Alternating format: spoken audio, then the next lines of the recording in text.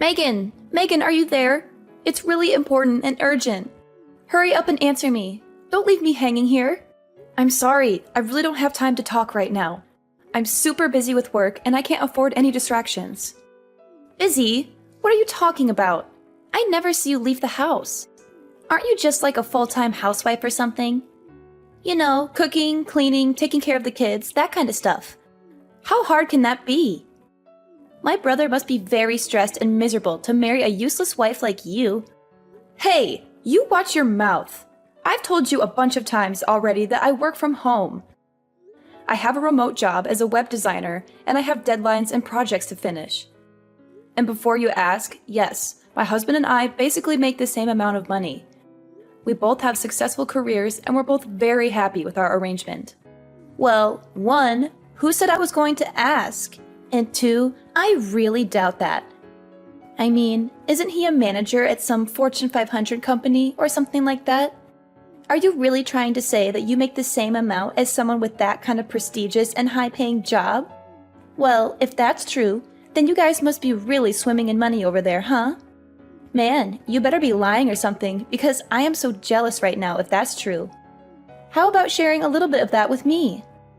I wouldn't mind a weekly allowance, you know. Just a small token of your generosity. What are you talking about? Does that have anything at all to do with why you messaged me in the first place? You said you needed to talk to me about something important and urgent. What is it? Oh, come on. Don't change the subject. I know you got more money than you know what to do with. Why can't I have some too? You're my sister-in-law after all. You should help me out when I'm in need. Maybe because the money we have, we worked really hard to earn. We didn't just get lucky or inherit it from someone. We studied hard, got good grades, went to college, got degrees, applied for jobs, worked our way up the ladder, and saved up for our future. We didn't spend it on frivolous things or waste it on bad habits. We made smart choices and we're proud of them. I mean, I know you had that part-time job for a little bit while you were in high school, but have you ever even had a job after that? That's what I'm saying. That's why I need money, because I don't have a job and I don't want one either. They're boring and stressful and they take up all your time and energy. Besides, my boyfriend and I want to travel somewhere and we need money to do that. We want to see the world and have fun and enjoy life while we're young and beautiful. Then do what we did. Find a job, work hard, save up, and then you can go on your trip. That's how most people do it. Are you serious? But that's so lame. I could never do something as uncool as that. Are you calling having a job uncool? It's not that I disagree with you, but I really worry for your future if that's how you think of working. How are you going to support yourself when your boyfriend dumps you or when your parents stop giving you money? Well, duh. That's because I'm just going to marry rich and never have to worry about any kind of lame stuff like that. That's my dream and my plan. And don't worry about my boyfriend dumping me or my parents cutting me off. They love me too much to do that. What? Is that really your plan? Just marry rich? Has it ever occurred to you that someone that rich might want someone just as motivated to work and succeed? What? And are you trying to say that I'm not that kind of person or something? Are you trying to insult me or hurt my feelings? Because if you are, then you're doing a terrible job at it. Well, I know you don't have a job, and I'm pretty sure you never do any kind of housework either, so... And you're cooking. Well, remember what happened last time you tried to make something for the family, right? We all just ended up ordering takeout after one bite. You said you wouldn't bring that up. That's not fair. And remember that healthy dish you tried to make that one time? It was that stew that you just dumped a whole bottle of vinegar and that terrible health powder into? Oh man, that was a classic. But anyways, I guess my point was to say that you probably don't cook much around the house either. You probably just order food or eat out all the time. It wasn't the whole bottle, you know. Besides, we'll just hire a maid for all those kinds of things, so problem solved. Yes, you're very clever. Alright, well, do what you want, I suppose. Anyways, I have to deal with some clients, so I can't text anymore. See ya. That's fine. I was going to head over to your place to hang out anyways. What? You mean, like right now? I'm sorry, but I have a couple of friends coming over tonight. Let's hang out another day, okay? Oh, don't worry. I don't mind. They won't bother me at all. That's not what I was worried about. I'm the one who's going to be bothered. You always crash my parties and make everything awkward and annoying. Do you remember the last time you went to my house while my friends were here? You made fun of our hobbies and interests and acted like you're better than us, which caused trouble and drama and ruined the mood for everyone. I already said it'll be fine. See you in a little bit. Flora, where are you right now? Where I am is none of your business. You are my sister-in-law, not my mother.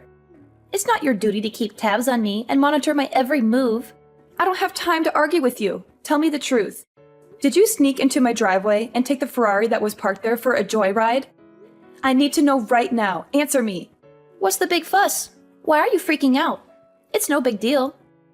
My boyfriend and I just thought it would be fun to take it for a little spin, that's all. What? A spin, huh? Yep. The wind and sun just feel amazing. We didn't do anything wrong. We just wanted to have some fun. And where, may I ask, did you get the keys for that car? Well, when I was leaving your place, I saw the key case lying there in a bag, and I just kind of helped myself. I thought you wouldn't mind if I borrowed it for a while.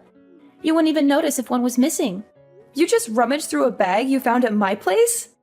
It wasn't some random bag, it was yours.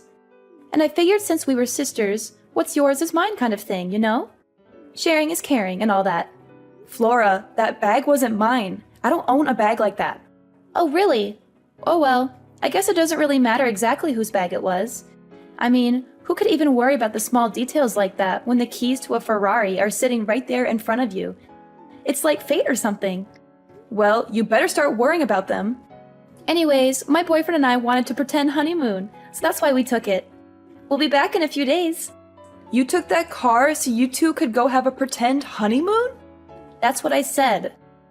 And this guy says he goes to Harvard, so, you know, he'll be set for life. Maybe we'll even get married for real one day. Of course, if that were the case, then we could go abroad for our honeymoon, of course. I can picture it now, globe-trotting from one fancy hotel to the other with my new husband. It sounds dreamy, doesn't it? And now we're getting to practice that in this Ferrari. I would have never guessed this would be happening to me in 1,000 years. Today might be the day I ask him what he thinks about, you know, tying the knot. Stop talking about your fake honeymoon and return that car right now. Yuck. Chill out. Flora, this isn't a game. I am being serious. Don't let things go too far. Why are you always trying to spoil my fun, huh? How come you never told me you own such a cool car? Why did I just find out about this today? Flora, the car isn't mine. Wait, are you serious? It's not your car? No, it belongs to one of my friends who was at my place when you came over. You're not talking about the one really poor-looking lady, are you? That lady is not poor in the slightest. Well, if she really was rich enough to afford this car, then how come she wasn't wearing any expensive clothes or anything when I was there, huh? Because she's just the type of person who likes to spend money on cars and not clothes. Oh, I see what you're doing here. You're just jealous and you don't want me to have any fun. I get that you didn't want to lend the car out, but there is no need to lie to me about who really owns it. Oh my god. I literally cannot deal with you right now. Just bring the car back now, okay? Sorry, we already hit the freeway. I think it's a little late for that now. The freeway? Just where are you planning on taking it? Don't worry about it. Daniel is a great driver. It'll all be okay. Has he ever even driven a sports car like that before? Nope, he says it's his first time. And you took it on the freeway? I know, isn't it so cool? Just bring that car back now, okay? How many times do I have to say this isn't my car? Why are you so stubborn? Nah, we're good. After all, we need to use this car to get around on our fake honeymoon. This isn't a game, Flora. I'm being serious. Oh, and one more thing. I borrowed your credit card. Hold on a second. You did what? Yeah, I borrowed your credit card. Why didn't you tell me about that either? I didn't know you were a black card holder. I thought they only gave those out to celebrities and famous people and stuff. You must be really rich and successful, huh? What do you mean black card? I don't have a black card. It's bad to keep lying to your sister-in-law like this, you know? You should be more honest and generous with me. After all, we're family, right? Wait, I am being serious. Do you have a problem with reading comprehension? That card is not mine. It belongs to someone else. Anyways, we'll be taking both your card and your car for our little escapade. We already stopped to get lots of clothes and other supplies for our trip with the card. And of course, we spared no expense and got all branded stuff. I think we've already spent like 20 grand or something. You've spent $20,000 using that card already? Yeah, and it doesn't seem like we're even scraping the limits of what this card can do. Who knew you could do so much with a black card? Man, you are persistent. Look, Megan, I'm trying to enjoy my fake honeymoon here, so I'm going to block you until we get back. Flora, you better not! Too late. Bye-bye.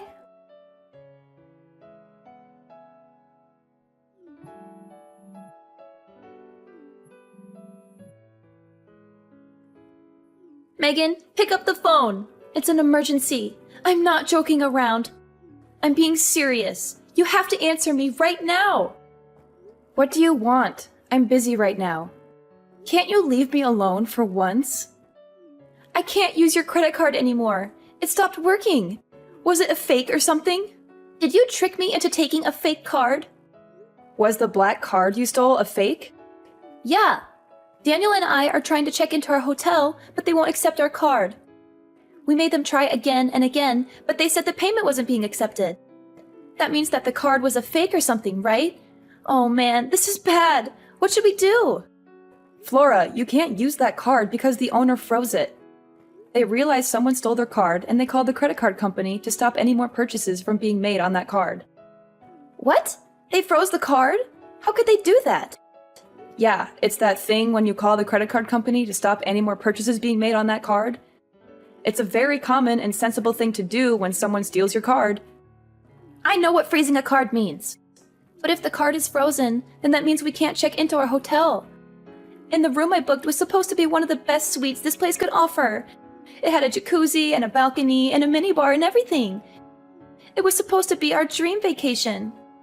Maybe just try paying for the reservation with your own money instead. But we only have a little bit of cash on us right now. We spent most of it on gas and food and souvenirs and stuff.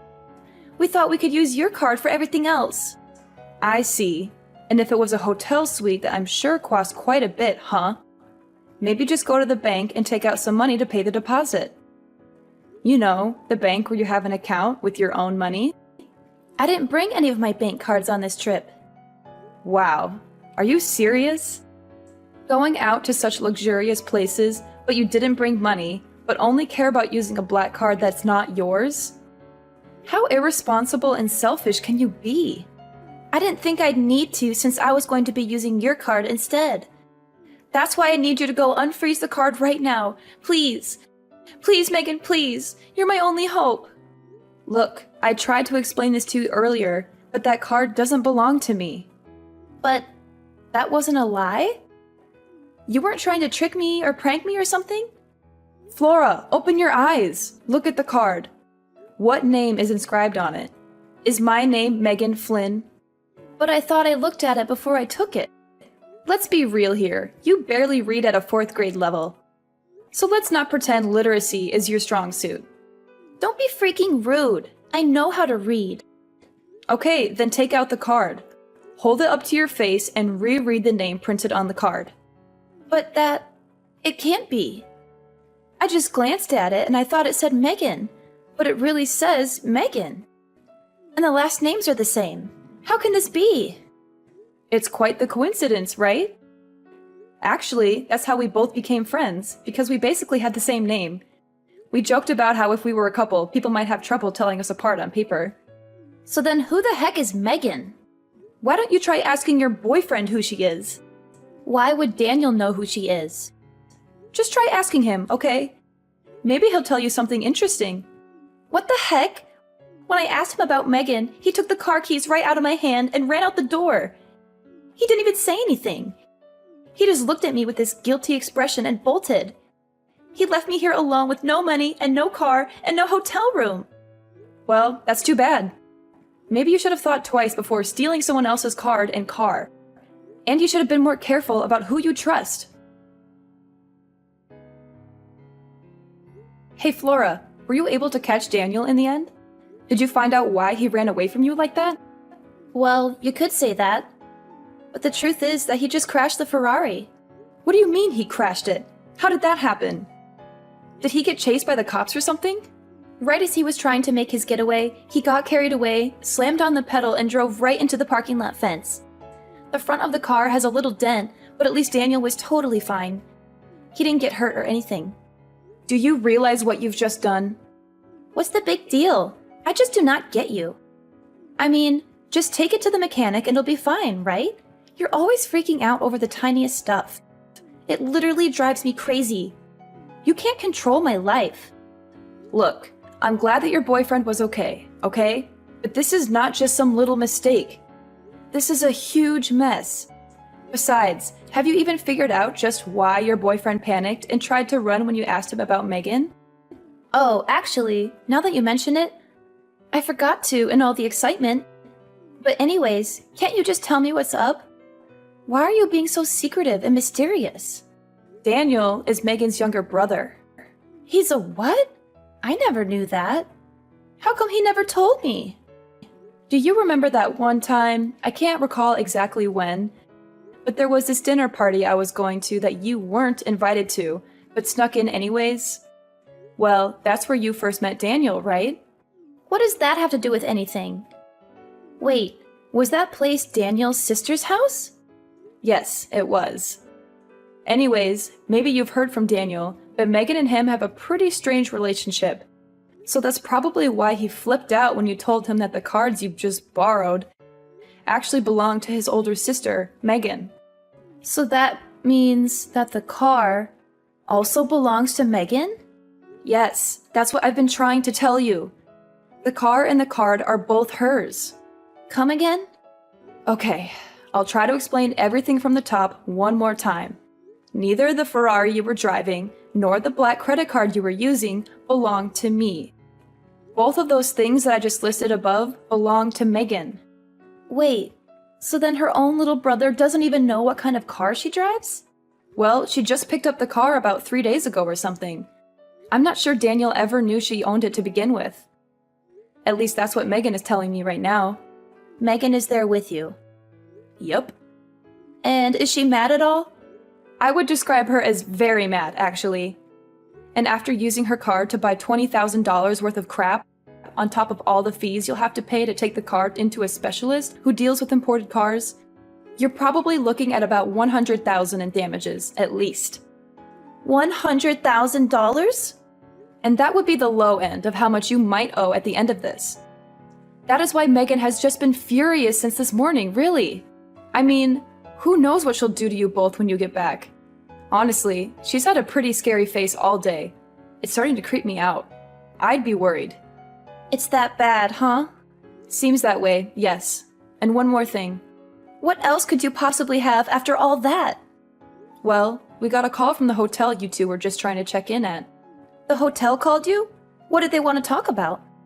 Well, Megan's husband actually manages a resort company, and it turns out he's pretty close with the owner of that hotel. So he got a call right away when someone using his wife's card showed up. Wait, what are you getting at? What are you going to say next? I'm getting there.